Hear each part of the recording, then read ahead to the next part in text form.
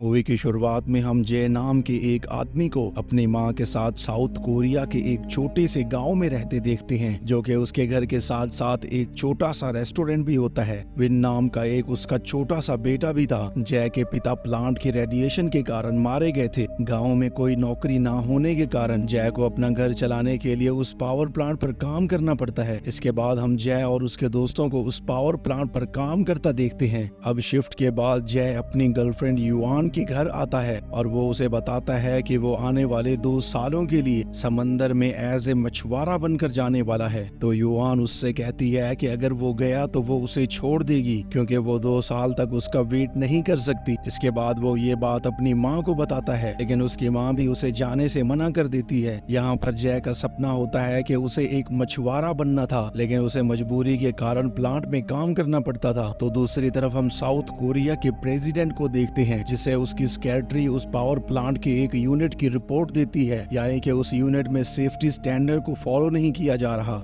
इसी दौरान हम रात को प्लांट पर काम करते 2 वर्कर्स को बातें करते देखते हैं। दोनों उस प्लांट में होने वाले खतरे के बारे में बात कर रहे थे। अगले दिन जब जय उसी पावर प्लांट में काम कर रहा होता है, तभी वहाँ एक जोरदार भूकंप आ जाता है। ये भूकंप बहुत ही खतरनाक होता है और भूकंप के कारण उस पॉइंट में जिसमें सेफ्टी को फॉलो नहीं किया जा रहा था, वहाँ खतरनाक रिएक्टर का पाइप क्रैक हो जाता है, जिसके कारण रिएक्टर में रखा हुआ कूलेंट वाटर बहने लगता है और रिएक्टर का टेम्परेचर धीरे धीरे बढ़ने लगता है, जो कि फटा तो आसपास के इलाकों में हाई रेडिएशन फैल सकती है और पूरा शहर तबाह हो सकता है। इसके बाद एक टीम उस पॉइंट के पाइप को ठीक करने जाती है और वेल्डिंग की वजह से पाइप का प्रेशर और भी बढ़ जाता है, जिससे आसपास के बाकी पाइप भी फट जाते हैं और उनके अंदर का सारा कूलेंट वाटर बहने लगता है। प्रेसिडेंट को इस बात की खबर मिलती है और प्रेसिडेंट गांव के सभी लोगों को दूसरी जगह भेजने का कहता है। गांव के सभी लोगों को बस से स्टेडियम में जमा किया जाता है। उनमें जय के परिवार के साथ साथ युआन भी होती है। दूसरी तरफ कुछ और लोगों को यूनिट के पाइप को ठीक करने के लिए भेजा जाता है। तभी रिएक्टर के टेम्परेचर को बढ़ते देखकर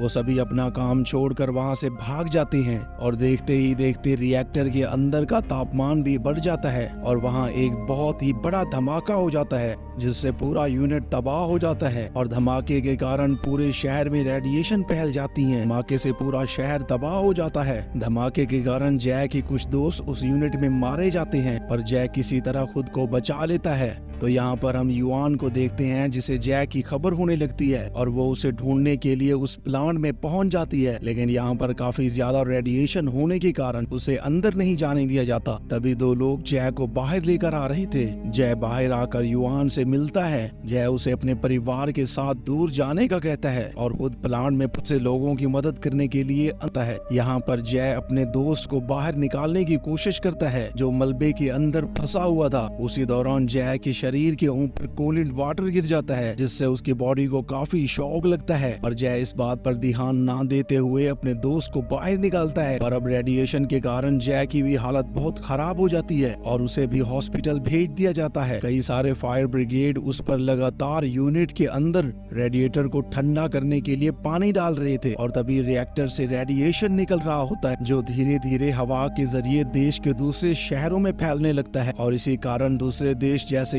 यूएसए, चाइना और जापान अपने लोगों को साउथ कोरिया से निकालने लगते हैं। बढ़ते हुए रेडिएशन की खबर पुलिस को भी दी जाती है। युआन पुलिस वालों को जगह खाली कराते देख लेती है, जिसे देखकर वो सारे लोगों को कहती है कि हमें भी किसी हालत में अब यहाँ से निकलना होगा और सभी लोग भागकर बसों में बैठ जाते हैं। हादसे की खबर न्यूज पर भी फैल जाती है, जिसके कारण सभी लोग उस शहर को छोड़कर भागने की कोशिश करते हैं। इधर हॉस्पिटल में जय को होश आता है। जय अपनी जेब से फोन निकाल कर युआन को कॉल करता है। वो युआन को अपनी फैमिली को दूर ले जाने के लिए कहता है। इसके बाद प्रेसिडेंट यूनिट में काम करने वाले एक आदमी को रिएक्टर के ऊपर सी वाटर डालने का कहता है। रिएक्टर के अंदर सी वाटर डालने से रेडिएशन का लेवल कम हो जाता है, पर अभी भी रिएक्टर पूरी तरह से ठंडा नहीं होता।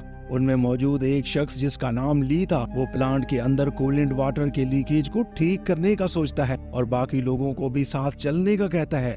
लेकिन सभी लोग जाने से मना करते हैं। वो कहता है कि अगर उन्होंने वो लीकेज ठीक नहीं किया तो उनके परिवार के साथ साथ देश के लोगों की जान को भी खतरा है। तभी सारे लोग मान जाते हैं। तभी जय युआन को ये बात बताता है और वो उस पर नाराज होकर कॉल काट देती है। और यहाँ पर सभी लोग बस से पावर प्लांट पहुँचते हैं और सभी लोग खास किस्म की यूनिफॉर्म के साथ अंदर चले जाते हैं। सभी लोगों की हेलमेट पर कैमरे लगे थे जिसकी मदद से प्रेसिडेंट और बाकी लोग उन्हें देख रहे थे। वो लोग अलग अलग टीम में बंटकर बारी बारी टैंक को ठीक करने की कोशिश करते हैं, लेकिन लीकेज और भी बढ़ जाता है, जिससे अब लीकेज को बंद करना पूरी तरह से नामुमकिन हो जाता है। फिर जय सभी को एक आइडिया देता है कि वो टैंक के नीचे हिस्से को बम से उड़ा दें तो टैंक में रखा हुआ कूलेंट वाटर चैम्बर में आ जाएगा, जिससे चैम्बर एक नया टैंक की तरह काम कर सकता है। इससे रिएक्टर का भी टेम्परेचर कंट्रोल में आ जाएगा, पर जो भी वो बम ब्लास्ट करेगा वो मारा जाएगा। इसीलिए कोई भी अपनी जान जोखिम में डालने के लिए तैयार नहीं होता। इसीलिए अपनी फैमिली को बचाने के लिए जय मान जाता है, और मरने से पहले जय अपनी पूरी फैमिली से बात करना चाहता था। इसीलिए प्रेसिडेंट जय के हेलमेट वाले कैमरे को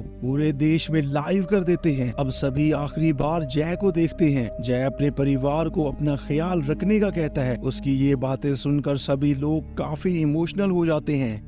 इसके बाद वो बम ब्लास्ट करने के लिए अंदर चला जाता है। अंदर जाने के बाद उस गेट को पूरी तरह से सील कर दिया जाता है ताकि रेडिएशन उससे बाहर ना आ सके, और बम के फटने से उनका प्लान कामयाब हो जाता है और अब रिएक्टर का टेम्परेचर भी कंट्रोल में आ जाता है। लेकिन जो लोग भी आखिरी समय उस रिएक्टर में थे वो सभी मारे जाते हैं। मूवी के आखिर में युआन अपने शहर वापस आती है। पूरे शहर को सील कर दिया गया था और वो अपनी और जय की बचपन की तस्वीर वहाँ पर लगाकर वहाँ से चली जाती है, और इसी के साथ इस मूवी का भी एंड हो जाता है।